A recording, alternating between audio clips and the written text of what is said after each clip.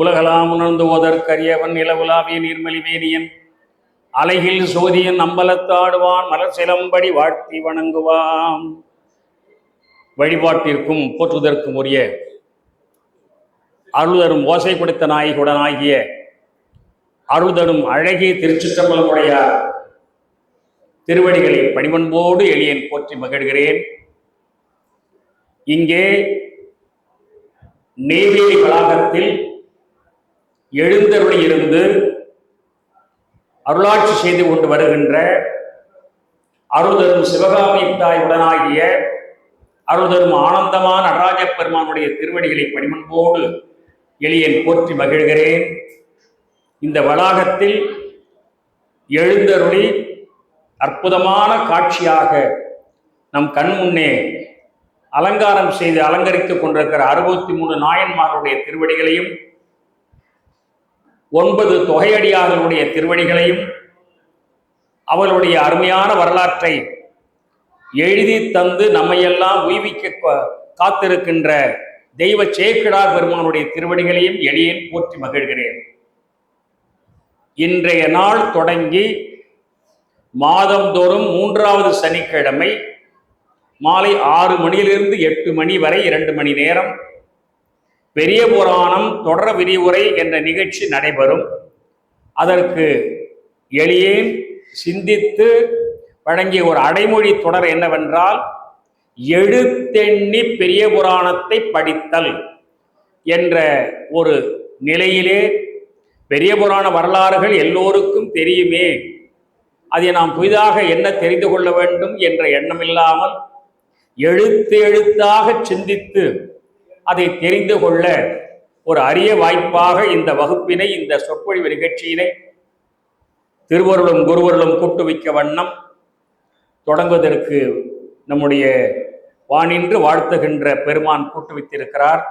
இந்த நிகழ்ச்சியிலே மிக அற்புதமான முறையிலே சேலம் நகரிலிருந்து இங்கே எழுந்தருளி வந்து அருமையான ஒரு வாழ்த்துரை வழங்கி இந்த வகுப்பினை தொடங்கி வைத்திருக்கிற நம்முடைய பன்னிரு திருமுறை வளர்ச்சி கழகத்தினுடைய சிறப்பு தலைவர் பெரியவர் வெங்கடாஜலமையாருடைய திருவடிகளை போற்றி மகிழ்கிறேன். நம்முடைய வணக்கத்திற்குரிய அருமை சகோதரர் இரணியன் ஐயா அவர்கள் அருமையான ஒரு சிற்றுரை வழங்கினார். அவருடைய அன்பிற்கு தலைவணங்கிக் கொள்கிறேன். அருமை பன்னிரு திருமுறை வளர்ச்சி கழகத்தினுடைய தலைவர் பெரியவர் திருவாளர் சஞ்சீவையாருடைய அன்பிற்கு தலைவணங்கிக் கொள்கிறேன். தொடர்ந்து திருவாளர் கார்த்திகன் ஐயா அவருடைய அன்பிற்கு தலைவணங்கிக் கொள்கிறேன். இங்கே இந்த நிகழ்ச்சிக்கு ஏற்று போற்றுகிற புண்ணிய சீலராக பொருளுதவி செய்கிற அருமையான நண்பராக என்னிடம் சென்னை பல்கலைக்கழகத்திலே நான் விசிட்டிங் புரொஃபஸராக 3 ஆண்டு காலம் பணியாற்றிய காலத்தில் சைவ சித்தாந்த வகுப்பில் பயின்று என் மீது பேரன்பு கொண்டு வாழ்ந்து வருகிற காஞ்சிபுரம் பன்னீர்செல்வம் அவர்கள் அவருடைய அன்பிற்கு தலைவணங்கிக் கொள்கிறேன். இந்த நிகழ்ச்சிக்கு இணைப்புரை வழங்கி சிறப்பித்திருக்கிற திருவாளர் ராஜேந்திரன் அவர்கள், இந்த நிகழ்ச்சி ஏற்பாடு செய்து கொண்டு வருகிற பன்னிரு திருமுறை வளர்ச்சி கழகத்தினுடைய தலைவர், செயலாளர், பொருளாளர், உப செயலாளர், உபதலைவர் உள்ளிட்டிருக்கிற அத்துணை பெருமக்களுடைய அன்பிற்கும் தலைவணங்கிக் கொள்கிறேன். அருமை நண்பர் சேகர் அவர்கள் மற்றும் சக்திவேல் அவர்கள் மற்றும் உள்ள இங்கே அமைந்திருக்கிற நால்வர் நற்பணி மன்றத்தினுடைய சார்ந்திருக்கிற அன்பர்கள் அனைவருடைய அன்பிற்கும் தலைவணங்கிக் கொள்கிறேன். இந்த நம்முடைய இரணியன் ஐயா அவர்கள் மிக மகிழ்ச்சியோடு ஒரு செய்தியை தெரிவித்தார்கள். நம்முடைய சிறப்பு தலைவர் ஐயாவிடம் அரங்கம் இன்று நிறைந்து விட்டது என்றார்கள். இந்த திருமுறை அரங்கம் நிறைந்து விட்டது, அரங்கம் நிறைந்து விட்டது என்ற ஒரு செய்தி நாம் மகிழ்ச்சிப்படுவதற்கு மேலாக நடராஜ பெருமான் திருவுள்ளம் மகிழ்வார் என்பது சத்தியத்திலும் சத்தியம். பெரிய புராணத்திற்கு அடியெடுத்து கொடுத்தவன்பா நானு. யார்? நடராஜா. உலகலாம்னு அடியெடுத்து கொடுத்திருக்கிற என் சன்னிதியில் நடக்கட்டுப்பா, நானும் கொஞ்சம் கேட்கிறேன் என்று நடராஜா விரும்பினார் போலும். அதனால் இந்த நிகழ்ச்சி இங்கு இடமாற்றம் செய்யப்பெற்று இன்று அவருடைய திருவடி துணையினால் தொடங்கப் பெறுகிறது என்பதை அன்போடு தெரிவித்துக் கொள்கிறேன். ஒரு செய்தியை நாம் தெரிந்து கொள்ளலாம். என்னதான் நாம் முயன்றாலும் இறைவன் அழைத்து செல்லுகிற பாதையில்தான் நாம் செல்ல முடியும் என்பதுதான் நம்முடைய மனதில் ஏற்படுகிற ஆரோக்கியமான செய்தி. நீங்க எப்பொழுதுமே கவலைப்பட வேண்டாம். நீங்க இன்னைக்கு வகுப்பு வந்திருக்கிறீங்கல்ல, அது 300 பேர் வந்திருந்தாலும் சரி, 400 பேர் வந்திருந்தாலும் சரி, அரங்கம் நிறைந்து விட்டது என்ற வகையில எனக்கு ரொம்ப நாள ஆசை.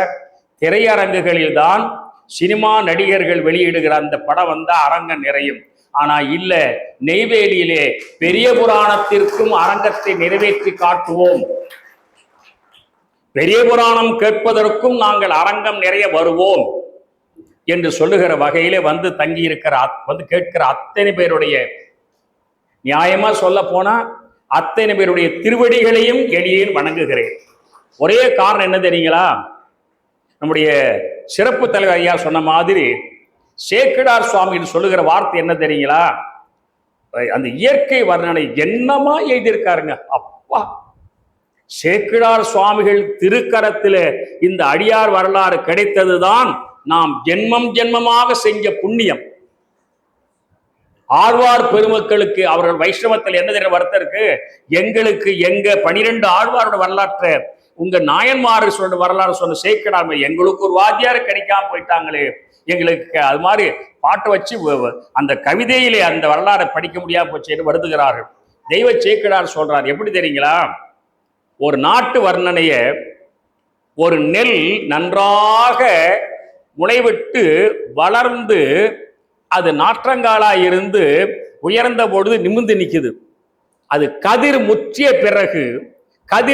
பிறகு தலை சாய்ந்து விடுகிறது. அப்பொழுது பக்கத்தில் இருக்கிற அடுத்த அந்த வரிசையில் இருக்கிற அந்த நெற்கதிர் அப்படி வளர்ந்து அப்படி நிமிர்ந்து நின்று கதிர் முற்றிய பிறகு அது தலை சாய்ந்து விடுகிறது. பார்க்கிறார் தெய்வ சேக்கிழார், இந்த நெல் கதிர் முற்றிய பிறகு வளைந்து அங்கு விழ, இந்த நெற்கதிர் முற்றிய பிறகு இதில் விழ, ஒரு அடியாரும் சந்தித்து கொண்டால் அவர்கள் இன்னொரு திருவடியில விழுந்து வணங்கிக் கொள்வது போல எனக்கு தெரிகிறது என்று தெய்வ சேக்கிழார் பாடியிருக்கிறார். அதனால் சான்றோர்கள் பெருமக்களே, மெய்யன்பர்களே, நாம் அத்தனை பேருமே பெரிய புராணம் கேட்பதனுடைய பயனாக ஒருவர் திருவடியை ஒருவர் வணங்கிக் கொள்ள வேண்டும். அதுதான் பண்பின் உச்சம் என்பதை காட்டுகிற அருமையான நூல்தான் பெரிய புராணம். இந்த பெரிய புராணத்தை பற்றி பல செய்திகள் எல்லோரும் சொல்லி இருக்க, அற்புதமா பேசினார்கள். ஒரு வார்த்தை சொல்லுகிறேன், என்னன்னு கேட்டா, இந்த பெரிய புராணம் ஒரு மன்னனை மாற்றிய புராணம். மகாராஜா 2ஆம் குலோத்துங்கன், உங்களுக்கு வரலாறு தெரிய இருந்தாலும் கோடிட்டு காட்டுறேன். 2ஆம் குலோத்துங்கன் என்பதால் முதல் குலோத்துங்கன் என்று ஒருவன் இருக்கிறான் என்று அர்த்தம். முதல் குலோத்துங்கனுடைய பேரன் 2வது குலோத்துங்கன், மகன் இல்லை. எப்பொழுதுமே தந்தை பெயரை மகனுக்கு வைக்க மாட்டார்கள், தாத்தா பெயரை பேரனுக்கு வைப்பாங்க. அந்த வகையிலே முதற் குலோத்துங்கனின் மகன் 2ஆம் குலோத்துங்கன்.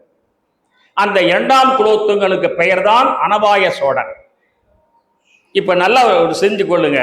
முதல் குலோத்துங்கன் சிதம்பரத்தில் தில்லை சிற்றம்பலம் என்று சொல்லப்பட்ட நடராஜா எழுந்தருளி இருக்கிற அந்த விமானத்தை பொன்வைந்து விட்டான். உடனே 2ஆம் குலோத்துங்கனாய் இருக்கிற அனபாய சோழ மன்னன் நடராஜா பொன் வைத்துட்டான்னு மகிழ்ச்சியா ஏத்துக்கிட்டு, ஆமாப்பா தொடங்குங்க, மணியோசை காட்டி நமக்கு அங்கீகாரம் தருகிறார். இங்க இருக்கிற அத்தனை பேரும் ஒரு செய்தி சொல்றேன். இன்னைக்கு நீங்க ஒரு முடிவெடுத்துக் கொள்ளுங்க. இனிமேல் உங்க வாழ்க்கையில தாழ்வு வராது, தோல்வி வராது, கஷ்டம் வராது, நஷ்டம் வராது, என்றும் இன்பம் பெருகி இருக்கலாம் என்பதுதான் பெரிய புராணம் காட்டுகிற வாழ்த்து என்பதைத்தான் அந்த அங்கீகரிக்கப்பட்ட மணி ஒலி. நல்ல கைதட்டுங்க, நல்ல தாராளமா நல்ல மகிழ்ச்சியா இருப்போங்க. நமக்கு ஒரு கஷ்டமும் இல்லைங்க. நல்ல வேளையா நம்மை பரமேஸ்வரன் தமிழகத்தில் பிறக்க வைத்தான். நான் ஆஸ்திரேலியா போயிருக்கிறேன், லண்டன் போயிருக்கிறேன், சிங்கப்பூர், மலேசியா எல்லாம் போயிருக்கிறேன். ஆனா ஆஸ்திரேலியா லண்டன்ல இருந்தவங்க எல்லாம் கண்ணீர் விட்டு அழுது சொன்ன ஒரு செய்தி என்ன தெரியுங்களா? எங்க நாட்டுல என்ன ஒருத்தர் ஆஸ்திரேலியாவில் கேட்டார், எங்க நாட்டுல எங்க மகான்கள்லாம் பிறக்கல, ஆஸ்திரேலியாவில் ஒரு நண்பர் கேட்கிறார், கார்ல போய்கிட்டு இருக்கேன், ரோட்ல 2 பக்கம் உட்காந்துட்டு கேட்கறாங்க, நான் உண்மையை சொன்னா நீங்க என்ன காரை விட்டு இறக்கி விட்டுருவீங்கன்னு. ஏன்னு கேட்டார். வருத்தமா இருக்கும் உங்களுக்குன்னு சொன்னேன். என்ன சொல்லுங்க, இறக்கி விடலன்னு சொன்னாங்க. ஒரு விஷயத்தை புரிந்து கொள்ளுங்க, உங்க நாட்டில் வெஜிடேரியன் ஹோட்டலே இல்லை, எல்லாம் நான் வெஜிடேரியன் ஹோட்டல். அதுக்கு காரணம் சொல்லிட்டோம் அவங்களுக்கு. தினந்தோறும் விடியற்கால எழுந்தோன்னு 4 மணிக்கு எத்தனையோ உயிரினங்கள் கொல்லப்படுகின்றன. அதனால் அந்த சீன குரல்ல அவைகள் அழுது அவைகள் துன்புறுகின்றனவா, அந்த மாதிரி இருக்கிற குரல் எழும்புகிற நாட்டில் மகான்கள் பிறக்க மாட்டார்கள் என்பதுதான் 100க்கு 100 உண்மை. ஆனா எங்க தமிழ்நாட்டில் வள்ளுவரும் வள்ளலாரும் நால்வர் பெருமக்களும் நாயன்மார்களும் ஆழ்வார் பெருமக்களும் பட்டினத்தாரும் குமரகுருவும் அருணைநாதரும் தாய்மானவரும் இன்னும் எத்தனையோ ஞானிகள் பிறந்ததற்கு காரணம் ஒரே ஒரு காரணம், இந்த ஆசீர்வாதம் தான், பெருமான் தான். அதனால சான்றோர்கள் பெருமக்களே, அந்த வகையில நாமெல்லாம் நம்ம உள்ளபடியே நாம இந்த நாட்டில் பிறக்கணும்னு நாம முடிவெடுக்கல. சிவச்சந்திரன் தமிழ்நாட்டில் பிறக்கணும்னு சிவச்சந்திரன் முடிவெடுக்க முடியாது. எங்க அப்பா இவர் தான், எங்க அம்மா இவங்க தான் நான் முடிவெடுக்க முடியாது. நான் பிறக்க வேண்டிய நாடு, நான் என்னை பெற்றெடுக்கிற பெற்றோர்கள் பெயர் எதையுமே நான் முடிவெடுக்க முடியாது. எல்லாம் இறைவன் போட்ட இணைப்பு. அந்த இணைப்பு சாமி தான் முடிவெடுக்கிறார். அப்ப இதுல இருந்து என்ன தெரியுதுன்னா, எத்தனையோ ஜென்மங்கள் நாம செஞ்ச புண்ணியத்தினாலதான் ஒரு சிறப்பு தலைவர் சேலத்திலேருந்து வந்து இங்க வாழ்த்துறை வழங்குற அளவுக்கு கிடைக்கிற இந்த அற்புதமான தன்மையை நாம் பெறுவதற்குத்தான் தமிழகத்துல பிறந்திருக்கிறோம் என்பதை நமக்கு நாமே தோல்ல தட்டி கொடுத்து கொண்டு பாராட்டி கொள்ளலாம். இதை நீங்க உங்க வீட்டுல இருக்கிறவங்களுக்கு எல்லாம் சொல்லுங்க, தாராளமா சொல்லுங்க. நான் செஞ்ச புண்ணியம், என்னை நன்றாக இறைவன் படைத்தனன், என்னை நன்றாக இறைவன் படைத்தனன், தன்னை நன்றாக தமிழ் செய்யுமாறே. இது திருமந்திரம். ஆதலால் சான்றோர்கள் பெருமக்களே, பெரிய புண்ணியம் செய்து நாம் இந்த தமிழகத்தில் பிறந்திருக்கிறோம். அது உங்களுக்கு நெய்வேலியில என்ன மாதிரி நடராஜா, அடே அப்பா, பிரம்மாண்டம் பிரம்மாண்டம்னா பிரம்மாண்டமான நடராஜா இங்க வந்து அமைந்திருக்கிறார். சிவகாமி தாய் காத்திருக்கிறது. வாப்பா வாப்பா என்று அழைக்கிற அருமையான ஒரு ஒலி உங்களுக்கு தெரியும். உலகலாம் என்ற அந்த பாடல்ல கடைசி 4வது வரி, அது ஒரு வரி. ஏன்னா எழுத்தணி படிப்பது எப்படின்னு சேகர் எனக்கு போன்ல கேட்டார். எழுத்தணி படித்தெல்லாம் அது என்னன்னு விளக்கம் கேட்கறாங்க பல பேர்னு கேட்டார். ஒவ்வொரு சொல்லுக்கும் காரணம் சொல்றேன். இயற்கை வர்ணனை இருந்தா அதை கொஞ்சம் விட்டுட்டு போயிடுவேன். ஆனா தேவையான பாடல்களுக்கு தேவையான விளக்கங்களை எழுத்தாக பிரித்து பார்த்து நாம் சிந்திப்போம். உலகாம் என்ற பாடல்ல மலர் சிலம்படின்னு வருது பாருங்க. அந்த மலர் என்பது எதுன்னு கேட்ட தாமரை மலர் என்று மட்டும் பொருள் இல்லை. இதய கமலம், நம்முடைய மனம் என்ற மலர், நம்முடைய நெஞ்சு என்ற மலர். ஐயா சொன்னாங்கல்ல பூசலார், நெஞ்சு என்ற மலர். அந்த மலர்ல உள்ள சிந்திக்கின்ற சிலம்படி. ஒரு காரணம் சொல்றேன் பாருங்க. சிலம்படினா என்ன தெரியுங்களா? சிலம்புகள் அணிந்த திருவடின்னு ஒரு பொருள். இன்னொரு பொருள் சொல்றேன், சிலம்பு ஒலித்து கொண்டிருக்கின்ற திருவடின்னு ஒரு பொருள். சரி, நடராஜா திருவடியில 2 திருவடியிலையும் சிலம்பு அணிஞ்சிருக்கிறார். சிலம்புன்னா நமக்கு சிலம்பு அணிகிற அந்த அணிகலன், கால் அணி. அதுல எந்த சிலம்பு ஒலிக்கும் கேட்டா, ஊன்றிய திருவடி வச்சுட்டு இப்படி தூக்கி ஆடியிருக்கார் பாருங்க. அந்த இடது திருவடி தான் தூக்கி ஆடியதால் அந்த அடியில் இருக்கிற சிலம்பு ஒலிக்கிறது.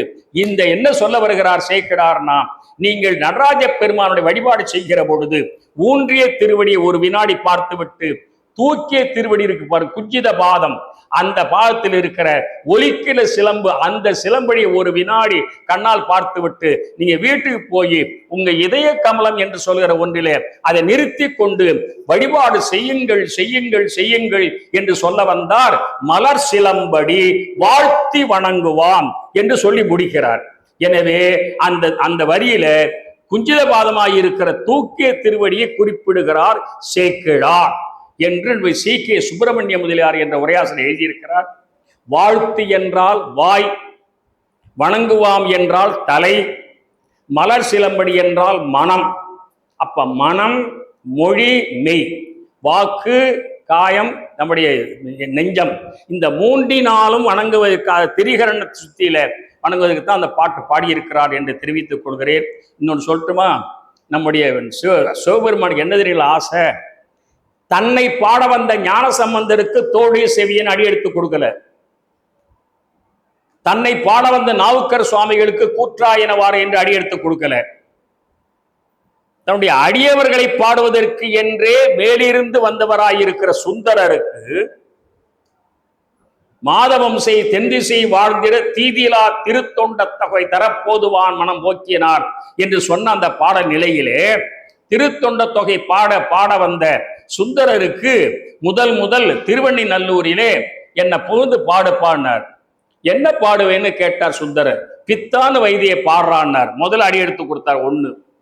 அடுத்து திருவாரூர்ல இந்த தேவாசிரி மண்டபத்தில் எப்படி நான் வணங்குவேன், நான் சொல்றேன்டா எழுதிக்கடான்னு சொல்லிட்டு தில்லைவாடந்தனர் தான் அடியார்க்கும் அடியேன் என்று அடி எடுத்து கொடுத்தார். ரெண்டாவது இப்ப சேக்கிழாருக்கு உலகலாம் அடி எடுத்து கொடுத்தார். ஒண்ணு தெரியுது, சிவபெருமானுக்கு என்னன்னா தன்னை பாட வந்தவர்களுக்கு தான் அடியெடுத்து கொடுக்காம தன் அடியவரை பாட வந்தவர்களுக்கு அடியெடுத்து கொடுத்த அற்புதத்தை பார்க்கிற பொழுதுதான் சிவபெருமான் தன்னை வணங்குகின்ற ஒருவரை விட தன் அடியாரை வணங்குபவர்களை அதிகமாக முக்கியத்துவம் கொடுத்து போற்றுகிறார் என்று பார்க்கிறோம். ஆதலால் சான்றோர்கள் பெருமக்களே, அருமையான திருவிழா இது. ஞான வேள்வி, எழில் ஞான பூஜை. இந்த எழில் ஞான பூஜையினுடைய தொடக்கமாக இன்று மிக அருமையான முறையிலே அனைவரும் நல்ல கருத்துக்கள் பேசி தொடங்கி வைத்திருக்கிறார்கள். சான்றோர்கள் பெருமக்களே, இன்றைய நன்னாளிலே ஒரு அரை மணி நேரத்தில் என்னுடைய பேச்சுக்குரிய சில விஷயங்களை நான் முடித்து விடுகிறேன். ஒவ்வொரு மாதமும் 3வது சனிக்கிழமை இங்கே கீழே உட்கார்ந்து கொண்டு என்னுடைய மைத்துனர் டாக்டர் மனுஷன் அவர்கள் புத்தகத்தை படிப்பார். அதுக்கு புராண படனம்னு பேர். என்ன அர்த்தம் தெரியுங்களா? அவங்க புராணத்தை எடுத்து வரி வரியா படிக்க ஆரம்பிச்சு, அப்படிதான் அந்த காலத்தில் நடந்தது. பஜனை மடம் போன்று இருக்கிற இடங்கள்ல ஒருத்தர் எடுத்து புஸ்தகத்தை விசிப்பழக வச்சு படிப்பார். 5 பாட்டு. ஒருத்தர் பெரிய பேரறிஞருக்கு உர சொல்லுவார். அப்புறம் 6வது பாட்டு. இப்படி சிந்திப்பாங்க.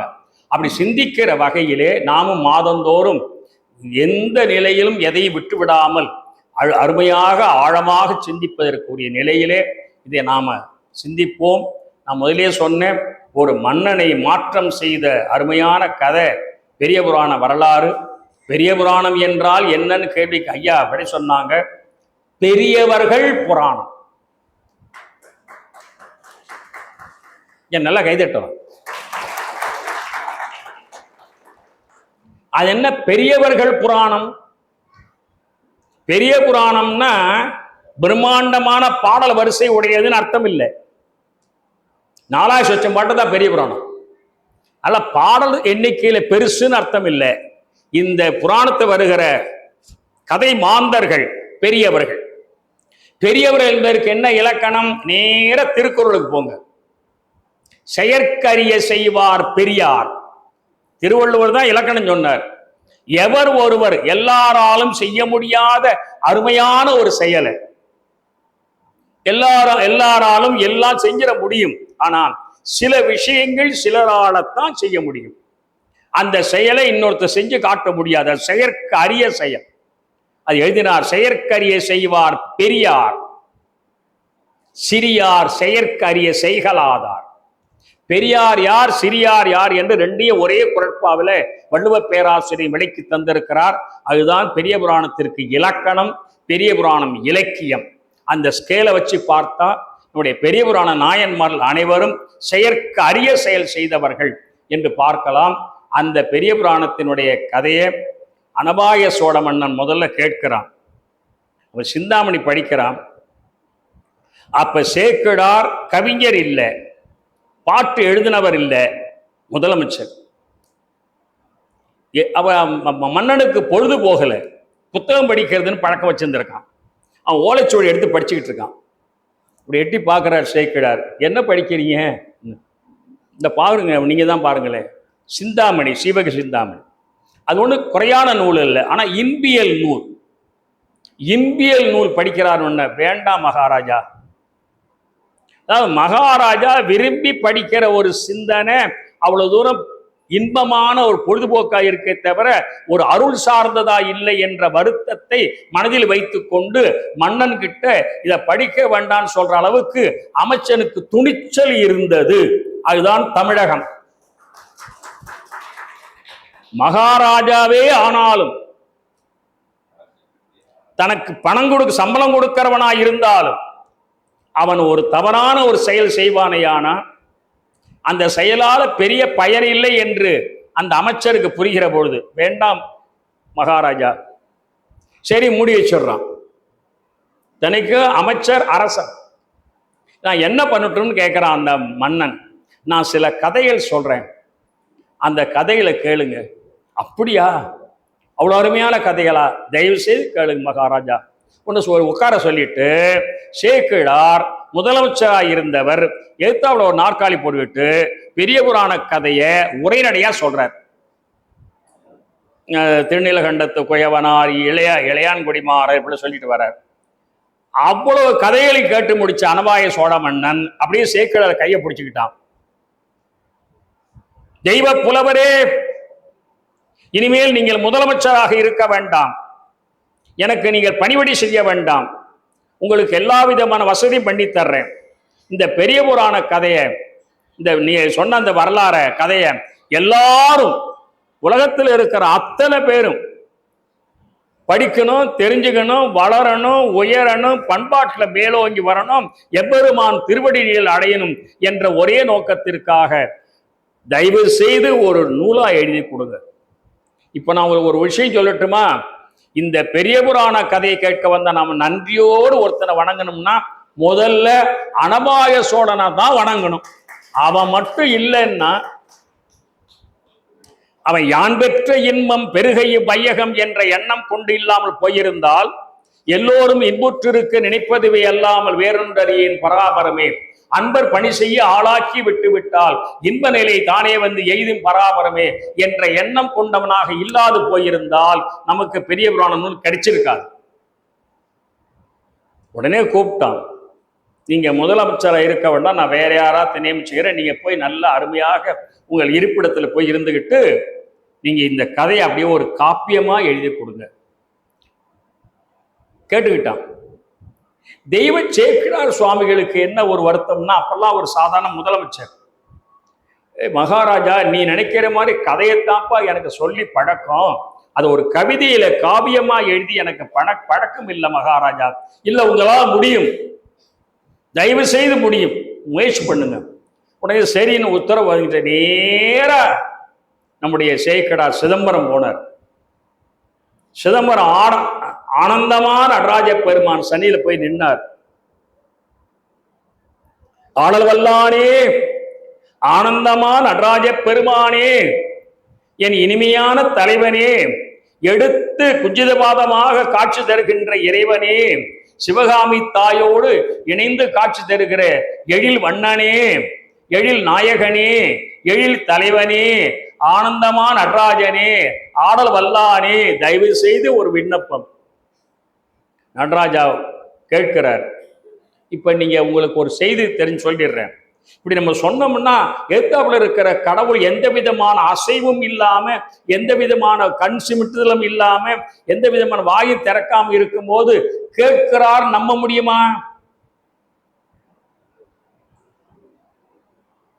என்னங்க ஐயா, நம்ப முடியுமா? நம்ப முடியுமா சக்திவேலு? நம்பலாம். அதுக்கு ஒரு உதாரணம் சொல்றேன், நல்லா புரிஞ்சுங்க. நம்ப முடியுமா முடியாதான்னு.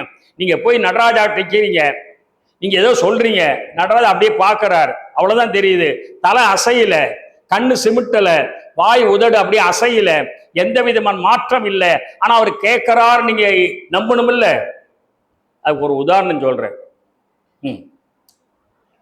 உங்க வீட்டு குழந்தை, 1 மாச குழந்தை அல்ல 2 மாத குழந்தை, அந்த குழந்தைக்கு தாய்ப்பால் கொடுத்துட்டு அப்படியே ஏனரெட்டில் போட்டு அந்த காலத்தில் ஆட்டுவாங்க தூங்குறதுக்கு. அந்த குழந்தை அப்படியே இந்த பால்லாம் குடிச்சிட்டு அப்படியே நல்லா நிம்மதியாக யானை ரெட்டால சுகமாக இருக்கும். ரெண்டு பக்கம் அந்த அந்த துணி அனப்பாக இருக்கும்போது அப்படியே படுத்திருக்கும். இந்த தாய் என்ன பண்ணுவா தெரியுங்களா?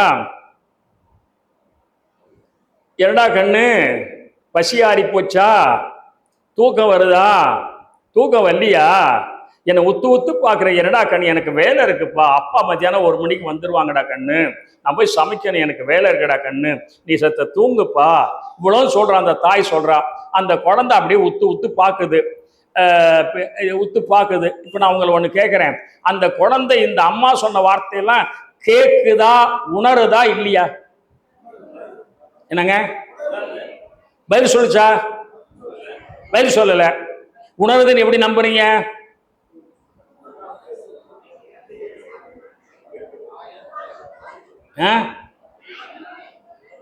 உணருதுன்னு எப்படி நம்புறீங்கன்னு கேட்டா, நம்ம அந்த சொல்ல வார்த்தையை சொல்ல சொல்ல நல்லா பாருங்க சார், சொல்ல சொல்ல சொல்ல அந்த குழந்தை சிரிக்கும், நம்ம நவுந்து அழுவோம்.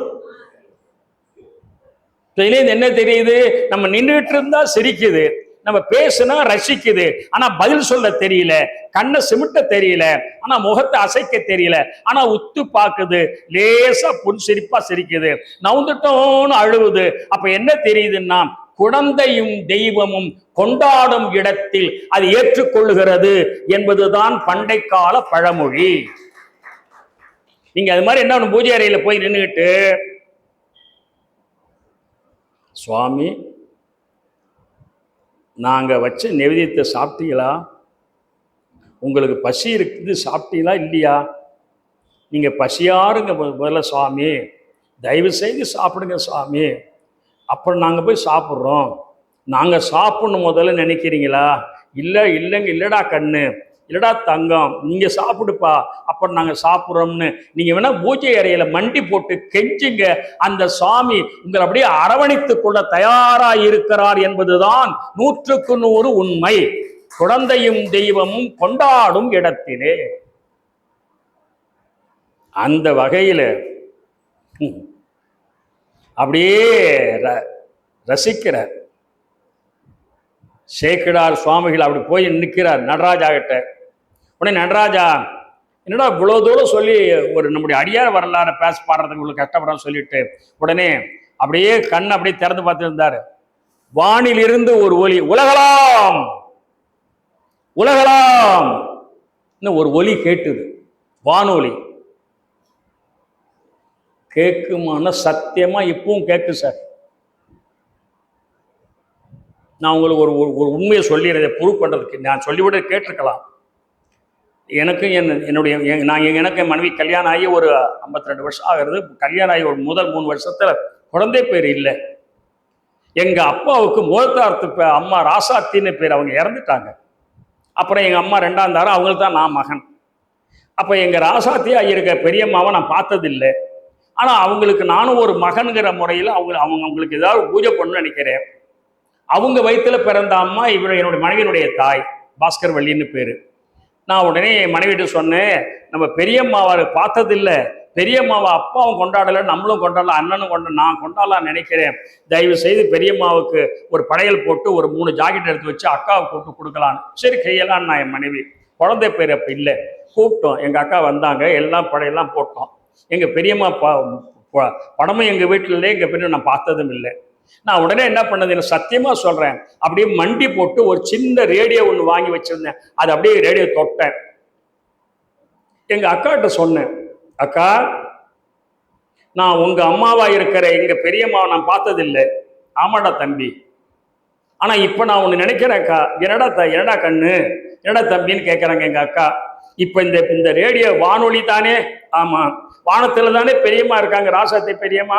இப்ப நான் ஒண்ணு கேட்க போறேன், நான் உங்களை பார்த்ததில்லை பெரியம்மா, எங்களுக்கு குழந்தை பேர் இல்லை பெரியம்மா, நாங்க குழந்தை ஒன்று பெற்று வளர்த்து ஆளாக நினைக்கிறேன் பெரியம்மா, தயவு செய்து வானத்திலிருந்து நானும் ஒரு மகன் தானே பெரியம்மா, நாங்க போடுற படையில நீ ஏற்றுக்கொண்டேங்கிறதுக்கு அங்கீகாரமா ஏதாவது ஒரு வார்த்தை சொல்லு பெரியம்மா, வார்த்தை சொல்லு பெரியம்மான்னு ரேடியோ கையில வச்சுக்கிட்டு அப்படியே அழுதுகிட்டே எங்க போய் அக்காட்ட சொன்னேன், என் மனைவிட்டு சொன்னேன். இப்ப நான் ரேடியோ ஆன் பண்றேன், பேட்டரியெல்லாம் போட்டு வச்சிருக்கேன், ரேடியோ ஆன் பண்றேன், அந்த ஆன் பண்ணி வர்ற வார்த்தை அது என்ன வார்த்தையா இருந்தாலும் வானத்தில் இருக்கிற பெரியம்மா வார்த்தையா எடுத்துக்கிறேன், சத்தியமா எடுத்துக்கிறேன் முடிவு பண்ணி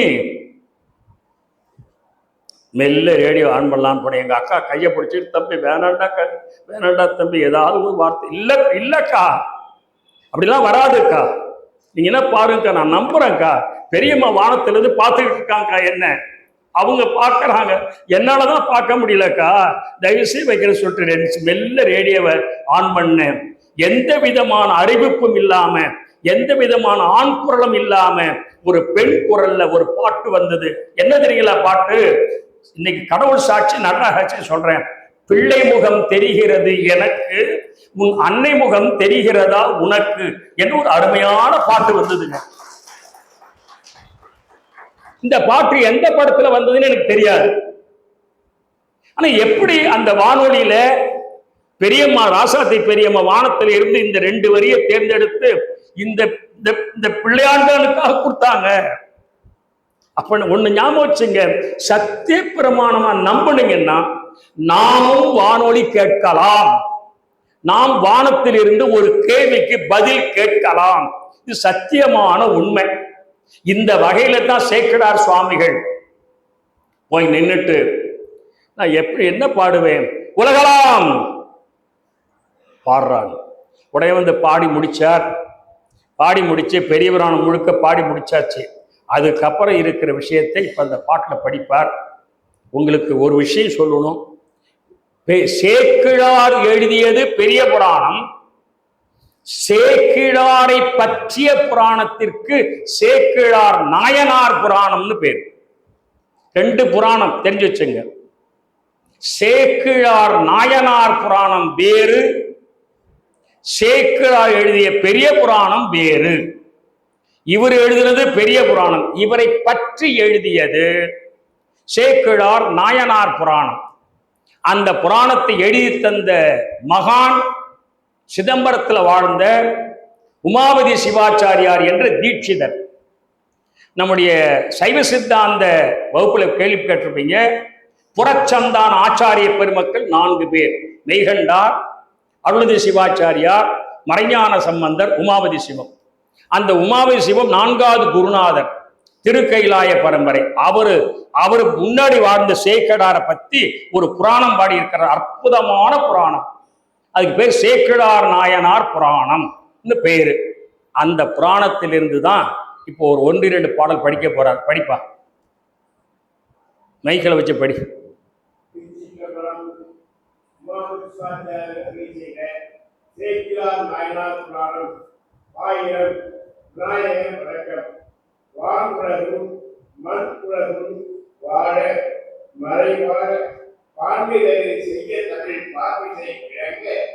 ஞானம் மதம் 5 கரம் 3 விழி 4 வாய் யானை முனை பரவி அஞ்சே செய்திப்பா. இந்த உமாபதி சிவா நல்லா தெரிஞ்சீங்க. நல்லா நீங்க வீட்டுக்கு போய் ஹோம்ஒர்க் பண்ணும்போது என்ன பண்ணுங்க, வேற எது எழுதலைன்னா கூட உமாபதி சிவம் எழுதி தந்த சேக்கிழார் நாயனார் புராணம் இன்று தொடங்க பெற்றது எழுதி வச்சுங்க. அடுத்த மாதத்திலிருந்து இந்த புராணத்தை முடிச்சு பெரிய புராணத்திலிருந்து ஒவ்வொரு பாடலா நம்ம சிந்திக்க ஆரம்பிக்க போறோம். அதனால இன்னைக்கு சேக்கிழார் நாயனார் புராணம், அவர் வரலாறு, அதை எழுதின உமாபதி சிவாச்சாரியார். அதுல முதல் பாட்டு தான் விநாயகர் துதி. இந்த விநாயகர் துதி எப்பவுமே எந்த ஒரு நூல் எழுதினாலும் விநாயகர் துதி பாட வேணும். இன்னைக்கு பாருங்க, நமக்கு பெரிய ஆச்சரியம், காவடி செல்வ விநாயகர் பெருமான்னா நமக்கு ஆற்றுப்படுத்தி இந்த நடராஜா கோயில் அரங்கத்துல பிரிவு நடத்த சொல்லி உத்தரவு போட்டிருக்கிறார்னா விநாயகரை வணங்கி தொடங்கி இருக்கிறோம் என்பது 100க்கு 100 உண்மை. எனவே இந்த மரபு காத்தல் என்பது முக்கியமானது. அது சொல்றாரு, வானுலகு மண்ணுலகு வாழ மறை வாழ விநாயகப் பெருமானாய் இருக்கிற 3 கண்களுடைய, விநாயகருக்கு 3 கண், முக்கண் பேர் விநாயகர் பேர் முக்கண் உடைய, நம்முடைய 4 வாயின தும்பிக்கை உடைய, மதம் ஒழுகுகின்ற விநாயகப் பெருமான் திருவடியை வணங்குவான் என்று சொன்னார். அடுத்தபடி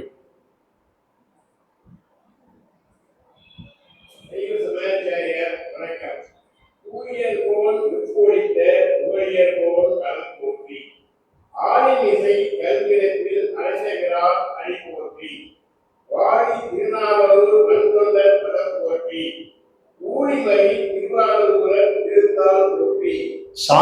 பெருமக்களே, நாம எல்லோரும் எப்ப திருமுறை விண்ணப்பம் செய்தாலும், நம்முடைய திருமுறை முற்றோதல் செய்தாலும், திருவாசகம் முற்றோதல் செய்தாலும், இந்த சமயாச்சாரியார் 4வர் துதியை சொல்லிட்டு தொடங்குவோம். பூழியர்கோன் வெப்பு ஒழித்த புகழியர்கோன் கடல் போற்றி, ஆழிமிசை கல்மிதப்பில் அணைந்த பிரான் அடி போற்றி, வாழி திருநாவலோ வந்தொண்டர் பதம் போற்றி, ஊழிமணி திருவாத உர திருத்தாள் போற்றி என்று பாடல். இப்ப நாம எல்லாரும் என்ன பண்ணோம்னா, இந்த 4வர் துதியை பாடிட்டு தான் திருமுறை விண்ணப்பம் செய்வோம். ஓதுவாமூர்த்திகளும் விண்ணப்பம் செய்வாங்க. ஆனா இந்த பாட்டு யாரு பாடினது? பெரும்பாலானவர்களுக்கு இது சைவ எல்லப்ப நாவலர்னு ஒரு எண்ணம் இருக்கு. இல்லை, இந்த பாட்டு எந்த புத்தகத்துல இருக்குன்னா, நம்ம இரணியர் ஐயாவோட படிச்சிருக்கிறாங்க. அதாவது சேக்கிழார் நாயனார் புராணம் பாடிய உமாபதி சிவாச்சாரியார் 4வர் துதி பாடியிருக்கிறார் என்று தெரிஞ்சு வச்சுங்க. எனவே நீங்க வீட்டுல பூழியர்கோன் வெப்பொழித்த என்ற பாடல் இருந்து புத்தகம் இருந்து கீழே ஆசிரியர் பேரை எழுதாம இருந்தா ஒரு சின்ன கோடு போட்டு உமாபதி சிவாச்சாரியார் எழுதி வச்சுங்க. இந்த பாட்டுல என்ன சிறப்பு தெரியுங்களா? 4 வரியிலையும் 4 வரையும் குறிப்பிறார். பூழியர்கோன் வெப்பு, திருஞான சம்பந்த பெருமான் அவதாரத்தின் சிறப்பே மதுரைக்கு சென்று பாண்டிவனுடைய வெப்பு நோயை நீக்கி அனல்வாதம், புனல்வாதம், கடல்வாதம் நிகழ்த்தி ஜெயித்து வந்ததுதான் மதுரையை மீட்ட ஞான சம்பந்தர் என்ற வகையில அது சொல்றாரு. பூழியர்கோன், கோன்னா தலைவன், பூழியர்கோன் பாண்டி நாட்டின் தலைவன், வெப்பு ஒழித்த, அவருடைய வெப்பு நோயாயிருக்கிற அந்த ஜுரத்தை ஒழித்த, புகழியர்கோன் பாருங்க அடுத்தது, புகழியர் சீகாழி வாழ் அன்பர்கள், கோன் சீகாழியில் இருக்கின்ற தலைவன். இப்ப 2 கோன், ஒருவர் பாண்டி நாட்டின் அரசன், ஒருவர் பாட்டுடை தலைவனாயிருக்கிற அரசன், ஒருவர் புவி அரசன், ஒருவர் கவி அரசன். எனவே ஒருவர் நாட்டுடை தலைவர், ஒருத்தர் பாட்டுடை தலைவர். ஞாபகம் வைத்துக் கொள்ளுங்க. இந்த வகையில இந்த முதல் வரியில பாண்டிமன்னுடைய வெப்பு நோயை தீர்த்தவராயிருக்கிற ஞானசம்பந்த பெருமான் திருவடிகள் போற்றின்னு முடிச்சுட்டார். அடுத்தது ஆழி விசை கல் மிதப்பில் அணைந்த பிரானடி போற்றி. ஆழினா கடல், ஆழி மிசை கடல் மேலே, மிசைன்னா மேலே, கல் மிதப்பில் கல்லை மிதக்க செய்ய, மிதக்க முடியாத கல்லை மிதக்க செய்த நாவரசு பெருந்தகை அப்பர் பெருமான். ஆழி மிசை கல் மிதப்பில் அணைந்த பிரான், பிரான தலைவன் அடி போற்றி. அடுத்தது வாழி திருநாவலூர் வந்தொண்டர் பதம் போற்றி. திருநாவலூர் என்ற தலத்திலே அவதரித்தவராயிருக்கிற வந்தொண்டர் என்ற இறைவனால் ஏற்றுக்கொள்ளப்பட்ட சுந்தரர் திருவடி போற்றி. அடுத்து ஊழிமணி திருவாதவூர் என்று சொல்லப்பட்ட ஊர்ல அவதரித்தவராயிருக்கிற மாணிக்கவாச பெருமான் திருவடியில் போற்றி. இந்த பாட்டுல என்ன சிறப்பு தெரியுங்களா? 4 வரியிலையும் 4வர் பெருமக்களுடைய திருவடிகள் போற்றி, திருவடிகள் போற்றி, திருவடிகள் போற்றி, திருவடிகள் போற்றின்னு தான் சொல்லியிருக்காரு. இந்த மரபை நம்ம தெரிஞ்சுக்கணும்.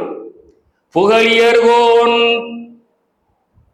அடுத்தது ஆடி மிசை கல்மிதப்பில் அணைந்த பிரான் அடி. முதவரி பூழியர்கோன் வெப்பொழித்த புகழியர்கோன் கடல் போற்றி, கடல் திருவடி, கடல் அணிந்த திருவடி. அடுத்து அணைந்த பிரான் அடி, வாழி வந்தொடர் பதம், பதம்னா திருவடி. அடுத்து ஊழிமணி திருவாதவூர் திருத்தாள், தாழ திருவடி. 4 வரியிலையும் 4வர் பெருமக்களை குறிப்பிட்டு அவரவர்கள் திருவடிகளுக்கு போற்றி போற்றி போற்றி போற்றி என்று சொன்ன மாபெரும் ஞானி உமாபதி சிவாச்சாரியார். அடுத்த படுபடி திருத்தொண்டர்கள் சேக்கிழார் நாயனார் வணக்கம்.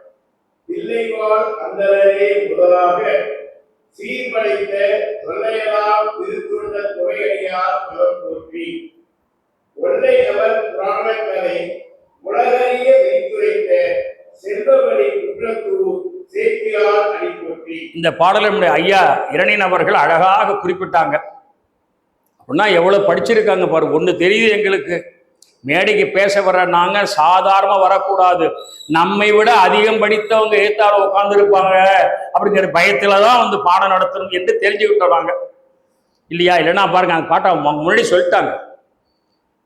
திருத்தொண்டர் அடியாருடைய திருவடி போற்றி அவர்கள் வரலாற்றை எடுத்து உலகிற்கு அறிவித்த ஏன் தெரியுங்களா? உலகளாம்னு அடியெடுத்து கொடுத்த சிவபெருமான். உலகம் முழுக்க இது போக வேண்டிய நூல் என்ற வகையில நாம் ஒன்ன பிரார்த்தனை பண்ணிக்குவோம். நடராஜ பெருமானுடைய திருவடியில இந்த இன்னைக்கு தொடங்குற எழுத்தண்ணி படிக்கிற இந்த பெரியவன வகுப்பு தொடங்குற நிலையிலாவது நம்முடைய இந்திய அரசு, மத்திய அரசு நம்முடைய தமிழகத்தினுடைய 2 நூல்களை தேசிய நூல்களா அறிவிக்கணும். ஒன்று திருக்குறள், இன்னொன்று பெரிய புராணம் என்ற 2 நூலையும் தேசிய நூலாக அறிவிக்க வேண்டும் என்று நாம இன்னைக்கு கூட்டு முயற்சியா நடராஜ பெருமான் திருவடியில சமர்ப்பித்துக் கொள்வோம் இந்த விண்ணப்பத்தை. ஏன்னா அது உலகலாம் என்று அடியெடுத்து கொடுத்து பாடப்பட்டது. அந்த வகையில அதே மாதிரி அந்த திருக்குறள் எப்படி அகர முதல் எழுத்தெல்லாம் ஆதிபகவன் முதற்றே உலகு.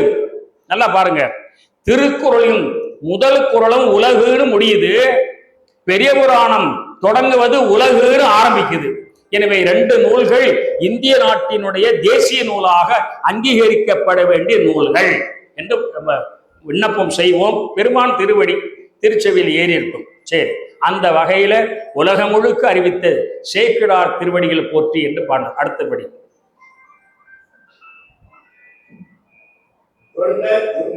புராண காலை மதிசூடாத திருவருளினால் விண்ண நீதி முறை சேக்கிழார் முனி விரித்துரைத்த கதை கேட்பதற்கு அந்த வானவர் அயலார் வருக வருக என்று திசைதோறும் என்று அந்த அரசனை எழுதி ஆளும் ஓலைகளும் தேடினான்.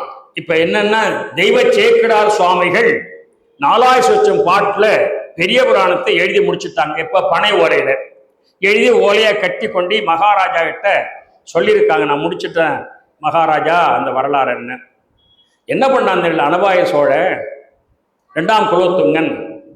சரி உட்காருங்க சொல்லிட்டு அமைச்சர் கூப்பிட்டார். யாரங்கே பாருங்க, அந்த காலத்து ஆட்சி முறைய யாரங்கே? அமைச்சர் ஓடி வர்றான், படைத்தலைவன் ஓடி வர்றான், எல்லாம் ஓடி வந்தாங்க. என்ன ஒண்ணு இல்ல, அருமையான அருள் நூல், தெய்வ அடியார் பெருமக்களோட வரலாற்று நூலை நம்ம எல்லாம் வாழ வைக்க வந்த அற்புதமான பண்பாட்டு சிகரமான ஒரு பதிவு நூலை இவர் பாடியிருக்கிறார் கவிதையா. அதை நம்ம அரங்கேற்றம் பண்ணணும். அந்த அரங்கேற்றம் பண்ண நிகழ்ச்சியில நான் முதல்ல உட்காந்து கேட்க போறேன். நீங்க எல்லாரும் வந்து கேட்கணும்.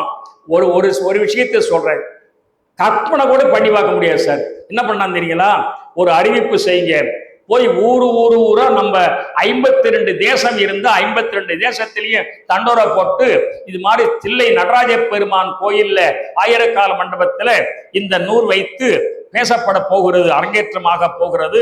மகாராஜா 2ஆம் குலோத்துங்கர் உட்கார்ந்து கேட்க போற அனபாய சோழ மன்னன், எல்லாரும் வந்து கேளுங்க, எல்லாரும் வந்து கேளுங்க, எல்லாரும் வந்து கேளுங்க. உங்க அத்தனை பேருக்கும் நீங்க 10,000 பேர் வந்து கேட்டீங்கன்னாலும் 10,000 பேருக்கும் இந்த நூல் கேட்க தொடங்கிய நாள் தொடங்கி இது முடிகிற நாள் வரையிலும் 3 வேளைக்கும் உணவு அரண்மனையிலிருந்து உங்க வீட்டுக்கு அனுப்ப பெறும் என்று அறிவிப்பு செய்தாங்க. எங்கேயாவது உண்டுங்களா?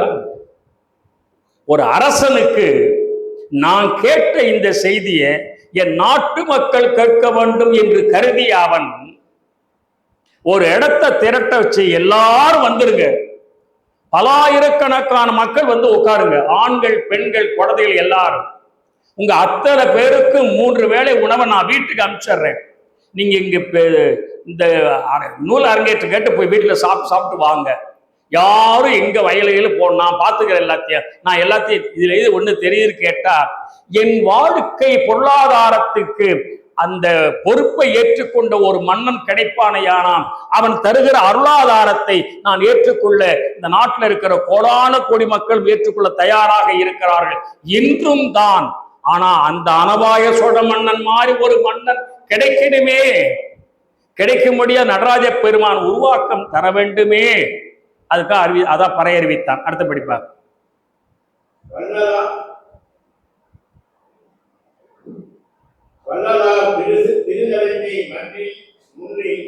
மறைவர் கோமய சரத்தால் மேகி தாவித்து எல்லரும் மென்சுவை குலுக்கி அருகார் பீடமிட்டு அதன்மே பசும்பட்டு விரித்து மீதே வெள்ளை மடித்தீட்டு மறுமலரும் கூவி விரை நற்புருவம் கொடுத்து ஆணம் கற்பித்து நெல்லுகவில் சேர்க்கிறார் புராணம் செய்த திருமுறையை அதன்மே வைத்து இறக்கி போட்டி.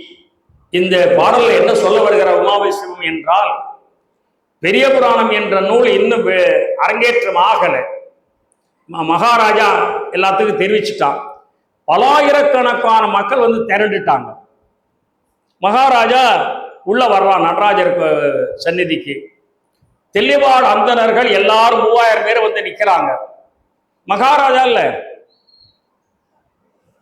இந்த ஏடுகளை நீங்கள் பூஜித்து கொடுங்க அப்படின்னு கொடுக்குறாங்க மகாராஜா. அதை வாங்கி அவங்க என்ன பண்ணாங்க தெரியாது, தெல்லிவாழ் அந்தணர்கள் ஒரு இது மாதிரி அருமையான ஒரு பீடம் அமைத்து அதை பசும் சாணம், பசும் கோமியம், கோஜலம். கோஜலம்னா பசுமாட்டு நீர், கோமியம்னா பசுமாட்டு சாணம். நாம இன்னைக்கு என்ன பண்ணிட்டு இருக்கோம் தெரியுங்களா? கோமியம்னாலே நீர்ன்னு நினைக்கிறோம்.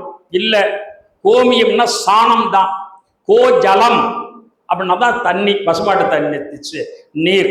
அந்த ரெண்டையும் எடுத்து நல்லா மெழுகி மேல ஒரு செவேன்னு பட்டு துணியை விரிச்சு அது மேல பூக்கள் எல்லாம் வச்சு பூக்களை நிறைச்சு அது மேல இந்த ஓலைச்சுவடியை வச்சு அவங்க கையால தொட்டு கும்பிட்டு இது எம்பெருமானுடைய சுருதி போன்றது என்று எடுத்து கொடுக்குறாங்க.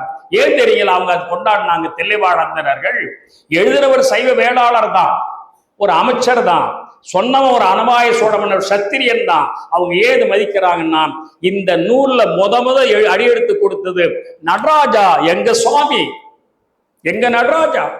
அல்ல, எங்க நடராஜா அடியெடுத்து கொடுத்து பாடப்பட்ட நூல். எங்களை பொறுத்தும் நடராஜாவே தான். இப்ப பெரிய புராணம் வேற, நடராஜா வேறு அல்ல என்று அந்த தீட்சிதர்கள் முறையிட்டார்கள், வெளிப்படுத்தினார்கள். அதனாலதான் பெரிய புராணத்தை நம்ம இன்னைக்கு கூட அங்க சொல்ல நினைச்ச நம்மள நடராஜா இல்லே, நான் வேற பெரிய புராணம் வேற இல்லடா, இங்க வந்து சொல்லடா என்று நமக்கு ஆணையிட்டார் நடராஜா என்று தெரிந்து கொள்ளுகிறோம். நல்லா புரிஞ்சுங்க. ஏன்னா அவர் தான் எல்லாம் அசைக்கிறார். அவர் இல்லாம ஒரு செயலும் ஆகல.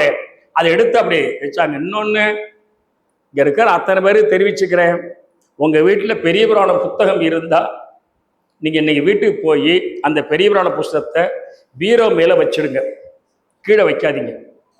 அதை எடுக்கும்போது இப்படி எடுங்க, இடுப்புக்கு கீழே அந்த புஸ்தகத்தை கொண்டாந்துடாதீங்க. ஏன்னா உயர்ந்த பொருள் எதுவா இருந்தாலும், இறைவனுக்கு சம்பந்தப்பட்ட பூக்களா இருந்தாலும், இறைவனுக்கு சம்பந்தப்பட்ட அபிஷேகம் பண்ணுகிற நீரா இருந்தாலும், இறைவனுக்கு சம்பந்தப்பட்ட புத்தகங்களாக இருந்தாலும் இடுப்புக்கு கீழே அது வரக்கூடாது என்பது சம்பிரதாயம், மரபு. இன்னைக்கு இஸ்லாமிய சமுதாயத்துல ஒரு குரான் புஸ்தகத்தை கேட்டா தரமாட்டாங்க, உங்களுக்கு தன்னுடைய தகுதியை அனுபவிக்க தெரியாதுன்றவாங்க. அது மாதிரி கொண்டாட செஞ்சாங்க. படிப்பாங்க.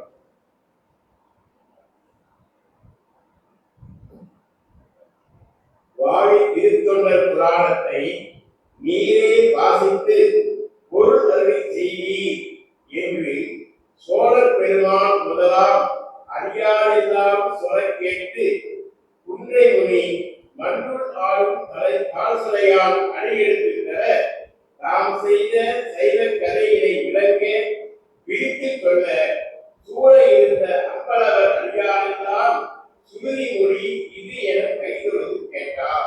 இந்த அனபாய சோழ மன்னன் அதை எடுத்து அது அப்படியே அந்த பட்டு துணியில சுத்தி அந்த தீட்சர்கள் தலைமையில் வைத்துக் கொண்டு மகாராஜா இந்தாங்க என்று எடுத்து கொடுத்தாங்க. அந்த பணிவா அப்படி எடுத்து கொடுத்தாங்க. அதை வாங்கி அனபாய சோழ மன்னன் தலையில வச்சுட்டு, சுவாமி பெருமானி தெய்வ புலவரே இந்தாங்க, இதை நான் தர்றேன், நீங்க வச்சுக்கிட்டு நீங்களே இந்த புராணத்தை, நீங்க பாடின புராணத்தை ஒரு பாட்டா ஒரு வரியா எடுத்து விளக்க சொல்லுங்க சுவாமி என்று சொல்லிட்டு அம்பலவாணர் அடியார்கள் எல்லாம், இப்ப உங்க உட்கார்ந்து இருக்கிற நீங்க அத்தனை பேருமே அம்பலவாணர் அடியார்கள் என்று கருதி கொள்ளுங்கள். அந்த வகையில இருந்து கேளுங்க என்று சொன்னார். எதை? சுருதி மொழி, வேத மொழி என்று கருதி ஏற்றுக்கொள்ளுங்கள் என்றார்.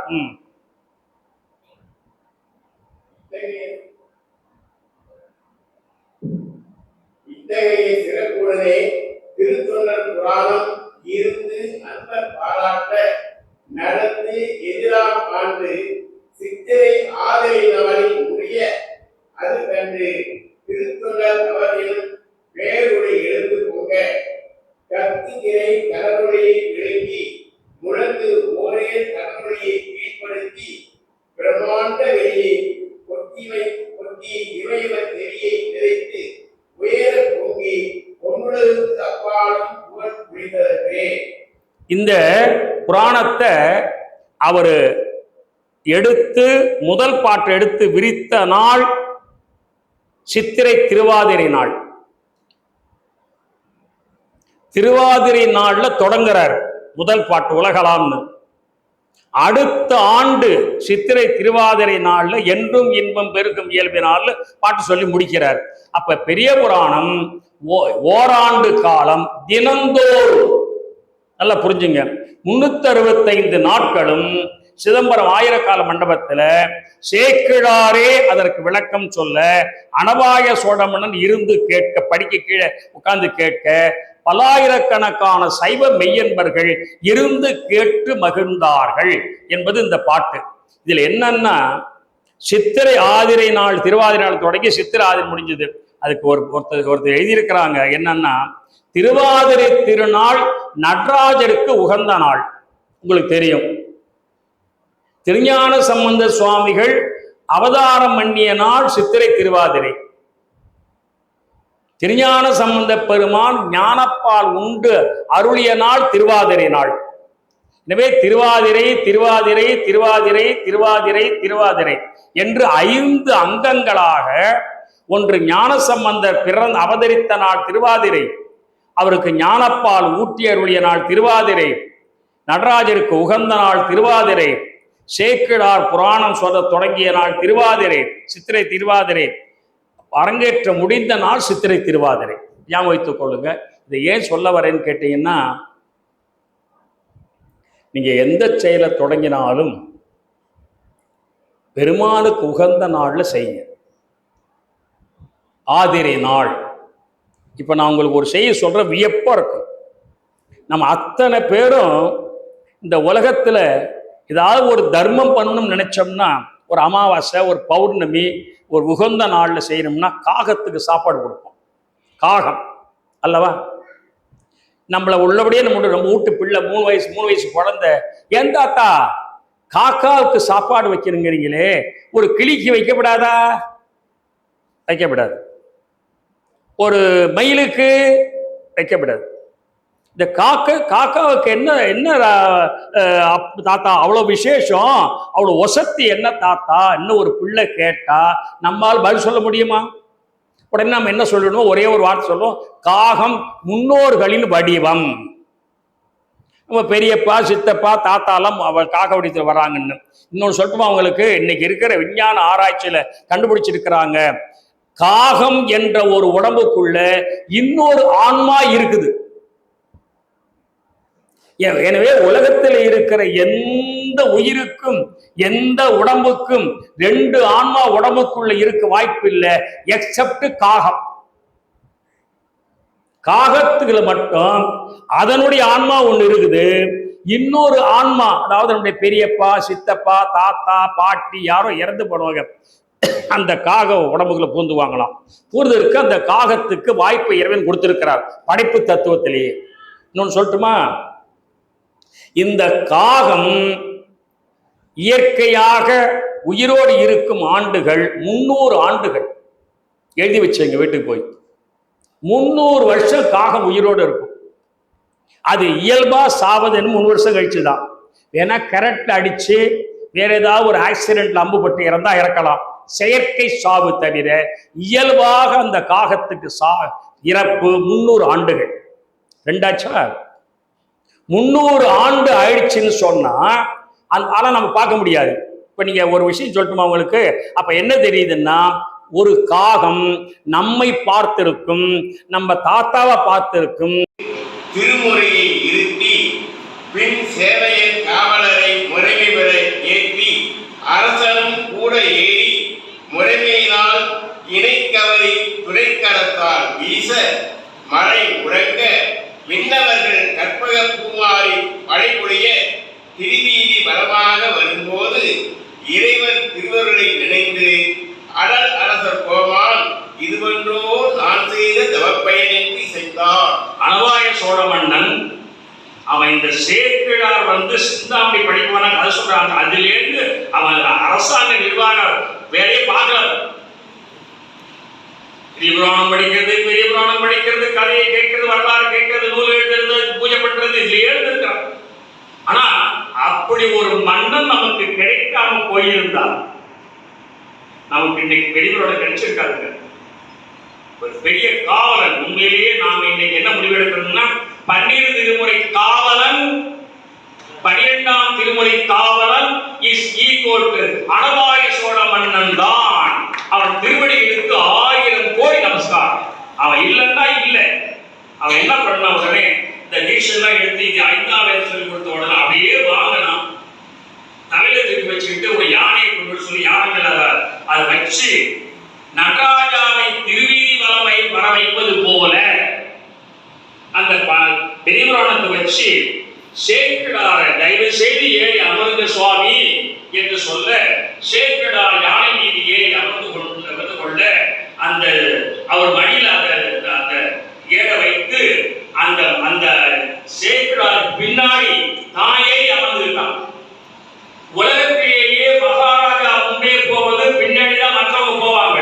ஆனா அந்த அனவாய சோழ மன்னன் இல்ல, நான் முன்னாடி போக கூடாது, எனக்கு இந்த தகுதி கிடையாது, நான் வெறும் புதிய அரசன், இதோ கவி அரசன், நான் பொருளான், இதோ அருளான், நான் சாதாரண தெய்வ புலவர், நடராஜா அனுகிரகம் பெற்றவர் சொல்லிட்டு உட்கார வச்சுட்டு, அதோட மட்டும் இல்ல, அப்படி வச்சுட்டு 2 முதல் கவரை கையில் எடுத்துட்டு நான் கவரையை எடுத்து வீசுறான். இது எதுக்கு தெரியுங்களா செய்யறான்? செஞ்சுட்டு திருவீதி வர வைக்கிறார் சிதம்பரத்துல. ஏன் தெரியுங்களா? மன்னன் மதிச்சாதான் மக்கள் அந்த நூலை மதிப்பார்கள் என்ற அருமையான கண்ணோட்டத்தில் செய்திருக்கிறார். மன்னன் எப்படி மக்கள் அப்படி என்ற வகையில அருமையான பாடல் இந்த வடல் முடிகிறது. எனவே சான்றோர்கள் பெருமக்களே, நாம இன்னைக்கு தெரிந்து கொள்கிற இந்த விஷயத்துல பெரிய புராணம் எழுதிய தெய்வ சேக்கிழார் சுவாமிகள் முதலமைச்சராக இருந்து பிறகு முதன்மை கவிஞராக ஆகி தெய்வ புலவராக மாறி உலகலாம் என்று அடியெடுத்து கொடுக்க பெற்று 4000 பாடல் எழுதி அதை அந்த திளைவானந்தர்கள் எல்லாம் நடராஜாவாகவே பூஜை செய்து போற்றி, அதனால இன்னைக்கு திருமுறை கோயில் வச்சிருக்க இந்த வழியில வந்ததுதான் அது. 12ஆம் நூற்றாண்டு தொடங்கி புத்தகத்தை கோயிலாக வச்சு பாவனை செய்வது என்பது 800 வருஷம் ஆச்சு நம்ம நாட்டில். அதை பூஜை செய்து சோழசோபசாரம் செய்து 5ஆம் வேதம் என்று சொல்லி தர அந்த அனவாய சோழன் யானை மேல வச்சு உலகத்துக்கெல்லாம் அதை கேட்க வைத்து அறிவிச்சான். மேலும் 10,000 பேர் அந்த அரங்கேற்றத்தை கேட்டு மகிழ வைத்தார் என்று தெரிவித்துக் கொண்டு, அப்படிப்பட்ட பெரிய புராணத்தின் முதல் வரிதான் உலகலாம் உணர்ந்த ஓதற்கு அறியவன் நிலவுலாவிய நீர்மலை வேலியன் அரியர் சோதியன் அம்பலத்தாடுவான் வளர்ச்சிலப்படி வாழ்த்தி வணங்குவான் என்ற முதல் பாடல் என்பதை தெரிவித்து, அந்த முதல் பாடலை ஒரு வழி சொல்லி ஒரே ஒரு கேள்வி கேட்டு சஸ்பென்ஸ் எடுத்து போறேன். அப்பதான் அடுத்த மாசம் போட்டோம் காரியார் சொல்லுவார், ஒரு வினா கேட்டுக்கிறேன், அந்த வினாவுக்கு விடையை அடுத்த மாதம் சொல்றேன், அப்பதான் நீங்க எல்லாரும் வருவீங்க. ஒரு கேள்வி கேட்கிறேன். உலகலாம் உணர்ந்து ஓதற்கு அறியவன் முதல் வரி. இந்த வரிக்கு ஒரு உலகம்னா உலக உயிர்கள். நான் உங்களை ஒரு கேள்வி கேட்கிறேன். உணர்ந்து ஓதற்கு அறியவன் சொன்னாரு, ஓதி உணர்வதா உணர்ந்து ஓதுவதா? ஓதி உணர்வதா?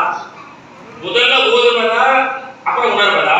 இல்ல முதல்ல உணர்வதா அப்புறம் ஓதுவதா? ஓதி உணர்வு சொல்றாங்க. நம்ம படிச்சு வச்சிருக்கிறோம், ஓதி உணர்வு படிச்சு வச்சிருக்கிறோம். ஆனா சேக்கிழார் சுவாமிகள் முதல் வரியிலேயே உலகலாம் உணர்ந்து ஓதற்கரியவன் ஆற்றிருக்கிறாரு. அப்ப தெய்வ சேக்கிழார் சுவாமிகள் உணர்ந்து ஓதற்கு உரியவன் அறியவன் சொல்றாரு. அப்ப உணர்தல் முன்னாடி ஓதுதல் பின்னாடி என்ற அந்த படிமுறை தெய்வ சேக்கிழார் சுவாமிகள் இவ்வண்ணமாக அமைத்தது நாம் எண்ணுவதற்கு மாறாய் இருக்கிறது என்ற ஒரு கேள்விக்கு ஒரு விடையை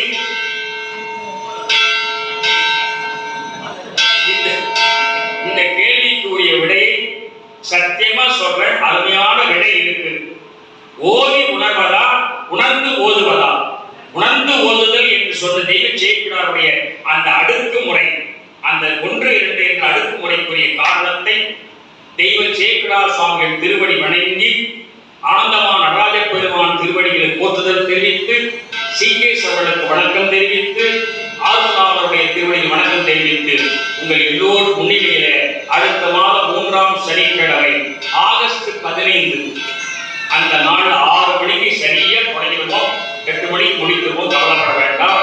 அப்பொழுது அந்த ஓதி உணர்வதா, உணர்ந்து ஓதுவதா என்ற கேள்விக்குரிய முதல் வரியினுடைய விளக்கத்தை அடுத்த மாதம் தெரிவிக்கிறேன் என்று இந்த அளவினை தெரிவித்து, உங்கள் திருவடிகளுக்கெல்லாம் வணக்கம் நன்றி தெரிவித்துக் கொண்டு எல்லோருக்கும் வணக்கம் கூறி விடைபெறுகிறேன். நன்றி, வணக்கம். கடைசி நிகழ்வாக நன்றியுரை சொன்னார்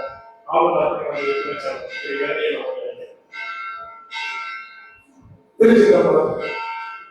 அல்லல் என் செய்யும், அருவினை என் செய்யும், கொள்ளை வல்வினை தொகம்தான் என் செய்யும், தில்லை சிதம்பரமானது எல்லையிலதோ அடிமைக்கு எல்லாம் அல்ல ஓசை கொடுத்த ஆகியோடாய் அழகிய சிதம்பரமுடைய திருவடிகளை வழங்கி இந்த தினம் நெய்வேலி நகரத்தில் ஒரு மாபெரும் சிறப்பான தினமாக அமைந்திருக்கின்றது. அதற்கு காரணம் அனுபவ சோழன் என்று ஐயா அவர்கள் எடுத்து சொன்னார்கள். நெய்வேலியிலே இந்த நிகழ்வு நடப்பதற்கு அனுபவ சோழனாக இருக்கின்ற காஞ்சி பன்னீர்செல்வம் ஐயா அவர்களே மற்றும் சேக்கிழார் புராணத்தை நாம் சேக்கிழாரை பார்த்ததில்லை, சேக்கிழார் பெருமையை நூல் வழியாக கண்டிருக்கின்றோம். உண்மையான சேக்கிழாராகவே இருந்து நமக்கெல்லாம் சேக்கிழார் புராணத்தை இங்கே நமக்கு எடுத்துரைக்க வந்திருக்கின்ற ஐயா அவர்களே, சிவச்சந்திரன் ஐயா அவர்களே மற்றும் இந்த நிகழ்வை வெகு சிறப்பாக தலைமையேற்று எங்களுக்கெல்லாம் தலைவராக இருந்து இப்பொழுது சிறப்பு தலைவராக இருக்கின்ற திரு வெங்கடாச்சலம் ஐயா அவர்களே, அவருடைய துணைவியார் அவர்களே மற்றும் இந்த விழாவிற்கு முன்னின்று நடத்திய எங்களுடைய பன்னிரு திருமுறை வளர்ச்சி கழகத்தினுடைய தலைவர், இன்னார் தலைவர் திரு சஞ்சீவ் ஐயா அவர்களே, திருமதி சஞ்சீவ் அவர்களே, இந்த விழாவினை நடத்துவதற்கு எங்களிடமிருந்து விடைபெற்று சென்றாலும் நெய்வேலியில் எந்த விழா நடந்தாலும் அதற்கு ஓடோடி வந்து ஆதரவு தெரிவிக்கின்ற எங்களுடைய பன்னிரு திருமுறை வளர்ச்சி கழகத்தினுடைய முன்னாள் செயலாளரும் இந்நாள் வழிகாட்டு குழு உறுப்பினருமான திரு இரணியன் ஐயா அவர்களே, திருமதி இரணியன் ஐயா அவர்களே, உங்கள் அத்துறை பேருக்கு நன்றியை தெரிவித்துக் கொள்கிறோம். இந்த ஆண்டினுடைய பன்னிரு திருமுறை வளர்ச்சி கழகத்தின் செயலாளராக இருக்கின்ற ஐயா கார்த்திகேயன் அவர்களே மற்றும் இந்த விழாவினை வெகு சிறப்பாக நடத்தி காட்டியிருக்கின்ற எங்களுடைய நால்வ தற்கொலை மன்றத்தினுடைய அன்பார்ந்த தொண்டர்களே மற்றும் இந்த விழாவிற்கு 1 மாத காலமாக சிறப்பை கொண்டு பல விடயங்களை யோசித்து சிறப்பு செய்ய வேண்டும் என்று சிந்தனை செய்த பரமசேகர் அவர்களே, இரா ராஜேந்திரன் அவர்களே, ரத்தினத்தீரன் ஐயா அவர்களே, ஒளிபெருக்கு என்றாலே எப்போதுமே சற்று இடைவெளியாக இருக்கும். ஆனால் இங்கு இடையூறே இல்லாத ஒளிபெருக்கை நமக்கு அமைத்துக் கொண்ட சத்தியர் அவர்களே, உங்கள் அத்தனை பேருக்கும் நன்றியை தெரிவித்துக் கொள்கிறேன். ஐயா அவர்கள் இங்கே பேசுகிற பொழுது சேக்கிழாரை பற்றி முதலிலே தெரிந்து கொள்ள வேண்டும், பின்னர்தான் சேக்கிழார் எழுதிய பெரிய புராணத்தை நாம் படிக்க வேண்டும் என்கின்ற அந்த நோக்கத்தை, குறிக்கோளை வெகு சிறப்பாக இங்கே துவங்கி இருக்கிறார்கள். ஐயா அவர்களுக்கு முதன்மையாக இங்கே கீழே இருந்து நம்முடைய சேக்கிழாருடைய புராணத்தை படித்து காட்டிய சிவத்திர ஐயா அவர்களுக்கு நன்றியை தெரிவித்துக் கொண்டு அமர்ந்து சற்றும் அசையாமல் கண்ணூற்று கேட்ட அடியார் பெருமக்கள் திருமணிக்கு மனமார்ந்த நன்றியை தெரிவித்துக் கொள்கிறேன். இப்படிப்பட்ட நிகழ்வுகள் எல்லாம் நடப்பதற்கு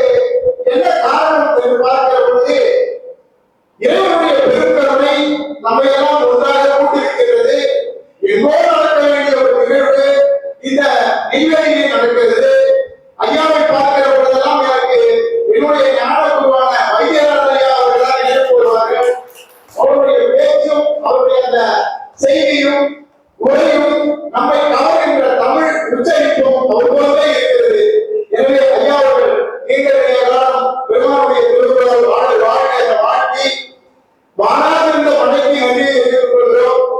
இடையூறு செய்யாத விடுதலைக்கு நன்றியை தெரிவித்துக் கொள்கிறோம். இறுதி கேட்ட திருச்சபைக்கு நன்றியை தெரிவித்துக் கொள்கிறோம். தட்டிய இரு கரங்களுக்கு நன்றியை தெரிவித்துக் கொள்கிறோம். மகிழ்ந்த இதய கவனத்திற்கு நன்றியை தெரிவித்துக் கொள்கிறோம். உங்கள் அத்தனை பேருக்கும் பன்னீர் திருமுறை வளர்ச்சி கழகத்தின் சார்பாகவும் நான் சார்ந்த நாகூர் நற்பணி மன்றத்தின் சார்பாகவும் நன்றியை தெரிவித்துக் கொண்டு விடைபெறுகிறேன். திருச்சிற்றம்பலம். வாழ்த்து பாடலோடு நிறைவு செய்யலாம். வாழ்த்து பாடல். திருச்சிற்றம்பலம். வான்மொழியில் மழாது பெய்க மலிவலம் சுரக்க மன்னன் கோள்முறை அரசு செய்க உறவிலாத உயிர்கள் வாழ்க நான்மறை அறங்கள் ஓங்க நற்றமும் வேள்வி மல்க மேன்மை கொள் செய்வ நீதி விளங்குக உலகமெல்லாம் மேன்மை கொள் செய்வ நீதி விளங்குக